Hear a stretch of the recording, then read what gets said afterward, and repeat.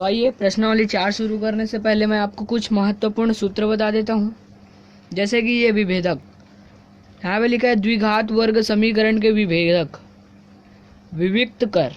ठीक है, तो द्विघात समीकरण ax का square plus B X plus C बराबर 0 में x बराबर माइनस बी प्लस माइनस में रूट ऑफ बी का स्क्वायर माइनस 4ac बटे में 2a होता है।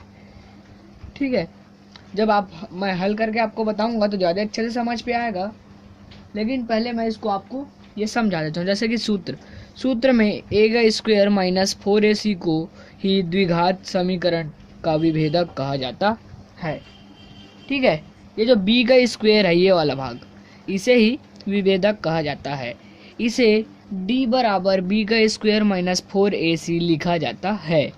इसे विभेदक इसलिए कहते हैं कि यह एक द्विघाती समीकरण के दोनों हलों के बीच विभेद पैदा करता है। माने जो दो हल होते हैं उनके बीच में विभेद पैदा करता है। यह शून्य हो तो दोनों हल बराबर होते हैं। तो इसी के साथ चलिए हम प्रश्नावली 4 चालू करते हैं। तो प्रश्नावली 4 में मैं पहले आपको यहाँ पे सूत्र लिख देता हूँ। जो सूत्र का हम यूज करेंगे वो है ax का square plus B X plus C बराबर 0 और d बराबर b का स्क्वायर माइनस 4ac। ठीक है, तो इन दो सूत्रों को हमें इसमें लेकर हल करना होगा। तो पहला प्रश्न इसमें दिया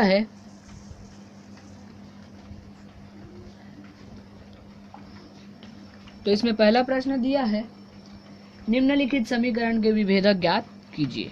ठीक है, तो विभेदक ज्ञात करने के लिए यहाँ पे 5 प्रश्न दिए गए हैं, जिनमें से मैं आपको 2 प्रश्न बताऊंगा, बाकी प्रश्न आप स्वयं बनाएंगे। तो चलिए हम देखते हैं। मैं सर्वप्रथम दूसरा प्रश्न बता देता हूँ। x माइनस 1 और 2x माइनस 1 बराबर 0। तो इसको हम जब हल करेंगे तो सर्वप्रथम इसमें से इसका गुणा इन दोनों के साथ, इसका गुणा इन दोनों के साथ, ये वाला करके हम हल कर देंगे। तो चलिए हल की ओर आगे बढ़ते हैं। तो इस प्रकार जब हम इसको हल करेंगे तो ये होगा क्या, देखिए इस प्रकार x का 2x माइनस 1 से और माइनस 1 का 2x माइनस 1 से। ठीक है, अब बराबर में 0। इसे हल करेंगे तो होगा क्या, 2x का जब x के साथ गुणा होगा तो 2x का स्क्वायर हो जाएगा। ठीक है, इतना होने के बाद x का गुणा माइनस 1 के साथ होगा तो माइनस 1x हो जाएगा। माइनस 1 का गुणा 2x के साथ तो माइनस 2x हो जाएगा, और माइनस का माइनस के साथ गुणा होगा तो यहाँ पे प्लस हो जाएगा, और 1 का 1 के साथ गुणा होगा इसलिए 1 बराबर में 0। ठीक है, अब यहाँ पे क्या करना है, मानक वर्ग समीकरण, ये वाला, इसे मानक वर्ग समीकरण भी कहते हैं। ठीक है, तो ये वाला सूत्र से हम इसे हल करेंगे। तो देखिए ये इतना लिख लिया हूँ मैं।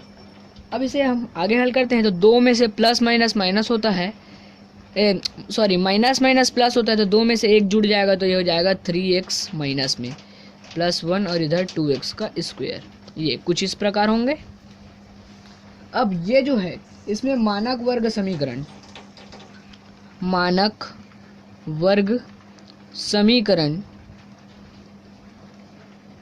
ये ax का square plus B X plus C बराबर 0 से रखने पर ये कुछ इस प्रकार। ठीक है, चलिए हम इसमें विविक्त कर रख देते हैं। तो देखिए यहाँ पे a क्या होगा हमारा, इस समीकरण को लेंगे तो इसमें a का मान होगा 2, b का मान होगा माइनस है आगे में इसलिए माइनस 3, हमें सिर्फ संख्या को लेना है, और c का मान होगा प्लस 1 है इसलिए 1। ये हमने 3 पहले इसमें से मान निकाल लिए। अब जैसे कि मैंने पुस्तक में आपको बताया, विविक्त करना है, इसे विविक्त करके हम इसका हल करेंगे। ठीक है, ये विविक्त कर। ठीक है, तो विविक्त करेंगे तो विविक्त करने के लिए इस सूत्र को हम ले सकते हैं, इस सूत्र को ही लेंगे। ठीक है, तो d बराबर b का स्क्वायर माइनस 4ac, ये वाला सूत्र होगा आपका। तो देखिए डी का मान तो हमें पता नहीं, डी का मान ज्ञात करना है। बी का मान हमें पता है -3 है, तो -3 होल स्क्वायर है इसलिए स्क्वायर लगा देंगे। -4 ए का मान पूछ रहे हैं तो ए का मान गुणा में 2 रख देंगे, सी का मान पूछ रहे हैं इसलिए गुणा में 1 रख देंगे। तो डी बराबर -3। तो देखिए यहाँ पे क्या होगा, जब 2 बार माइनस माइनस का गुणा होता है तो वह प्लस हो जाता है, इसलिए यहाँ पे प्लस आ जाएगा। और 3 का जब हम वर्ग करेंगे तो 6 आ जाएगा। ठीक है, अर्थात यहाँ से माइनस हट गया। सॉरी, यहाँ पे 3 का जब हम वर्ग करेंगे तो 9 आएगा। ठीक है, मैं गुणा कर दिया था भूल से, यहाँ पे 9 आएगा। ठीक है, उसके बाद 4 का जब हम 2 के साथ गुणा करेंगे तो 4 दूनी 8 हो जाएगा, और 1 के साथ गुणा करेंगे तो 4 दूनी 8 और 4 1 का 4 हो जाएगा। मैं एक बार यहाँ पे विविक्त कर को एक बार और समझा देता हूँ क्योंकि कैमरे पे नहीं आया था। डी बराबर बी का स्क्वायर माइनस 4ac। अब यहाँ पे देखिए डी का मान हमें ज्ञात करना है, तो -3 का बी का मान रख दिया और यहाँ पे ए का मान रख दिया, मतलब जो दिया है उसको रख दिया, फिर ए का मान रख दिया, फिर सी का मान रख दिया और इसे हल कर दिया।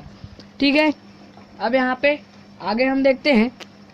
तो यहाँ पे डी, यहाँ पे आया क्या है, 4 का 2 के साथ गुणा हुआ तो 4 दूनी 8 और 8 का 1 के साथ गुणा हुआ इसलिए 8। तो 9 में से जब 8 घटेगा तो कितना बचेगा, 1। तो यही इसका उत्तर होगा 1।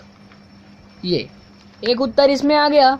मैं आपको इस प्रश्न में जो 5 प्रश्न दिए हुए हैं उसको 2 वीडियो में पार्ट 1 पार्ट 2 करके बताऊंगा। तो पहला हमने दूसरा ले लिया, अब मैं इसके बाद पहला प्रश्न बताता हूँ। तो चलिए पहला प्रश्न देखते हैं। पहला प्रश्न दिया है x का स्क्वायर -4x + 2 बराबर 0। ये दिया है, हम सबको सेम करेंगे, मानक रूप में इसको भी वर्ग समीकरण x का स्क्वायर के रूप में रख देंगे। देखिए इसे हमें हल करने की आवश्यकता नहीं है, क्योंकि यह देखिए यहाँ पे हमने जो स्टेप लिया था ये वाला, यह उसी के बराबर जैसा दिख रहा है। देखिए तो इसमें डायरेक्ट हम मानक रूप रख देंगे। हल करते हैं। मानक रूप वर्ग समीकरण ax का स्क्वायर + bx + c बराबर 0 रखने पर। ठीक है, तो a का मान हो जाएगा 1, यहाँ पे देखिए संख्या 1 है इसलिए 1, b का मान हो जाएगा -4 और c का मान हो जाएगा +2। ठीक है, तो चलिए आइए मान रखते हैं। तो मान रखने की विधि जस्ट सेम है, विविक्त करेंगे हम। तो चलिए विविक्त करना देखते हैं, ये विविक्त कर देखते हैं। विविक्त कर, ठीक है, विविक्त कर में सूत्र लगा देंगे, d बराबर b का स्क्वायर -4ac। तो यहाँ पे देखिए b का मान आया था हमारा -4, तो -4 का स्क्वायर कर देंगे, -4। a का मान आया था 1 और c का मान आया था 2। ठीक है, देखिए मैंने रख दिया है मान। तो 4 के साथ 2 का गुणा होगा तो 8 और 8 के साथ 1 का गुणा होगा तो 8, बीच में माइनस है इसलिए माइनस। देखिए फिर यहाँ पे स्क्वायर है, यहाँ पे माइनस माइनस का गुणा होगा तो ये प्लस हो जाएगा, और 4 का जब हम वर्ग करेंगे तो 4 चौक 16 हो जाएगा। तो 16 में से 8 गया अर्थात बचा हमारा 8। यही इसका आंसर होगा। मैं इसको अंतिम में और डिफाइन कर दूंगा थोड़ा सा, ये आपको अच्छे से समझ आ जाएगा। अध्याय 1 की लिंक आपको डिस्क्रिप्शन में मैं दे दूंगा, आप वहां से अध्याय 1 बहुपद प्राप्त करेंगे।